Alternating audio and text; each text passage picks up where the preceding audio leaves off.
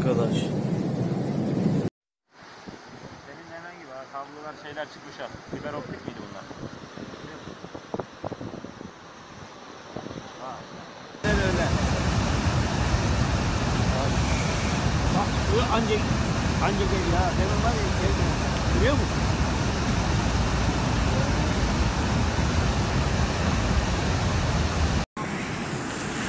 Yok kapalı diyoruz. Geriye dönüşsüz halen daha geliyoruz. Tamam biliyoruz abi biliyoruz. Tamam. Köprü yıkıldı.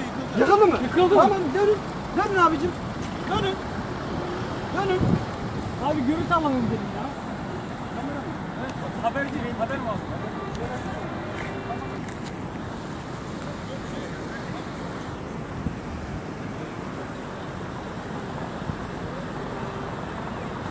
Hadi abicim dönün geri dönün. Devam edin geri gidin. Şu anda Cevizdere Köprüsü yıkıldı. Ne oldu? Köprü yıkılmış. Şu Oğuz abinin arabası değil mi abi? Ona da benziyor ama. Çok büyük afet geldi. Cevizdere Deresi taştı. Şu anda şehre doğru su gidiyor.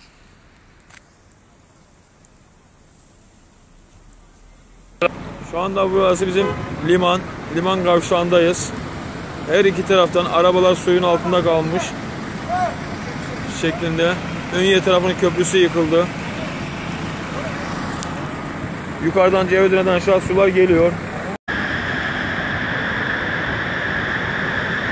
Evet ben sana bir şey söyleyeyim. Bizim şu anda burada durmamız bile tehlikeli ha. Tabii. Ama bu alt köprüyü kapan. Burada bir şey olmaz ya. Çok tehlikeli olmaz.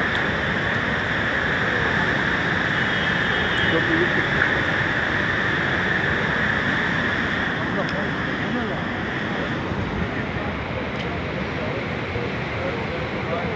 Hastanesini konuştuk ya. Ben şu köprüyü yakaladığıma helal olsun. Tamam.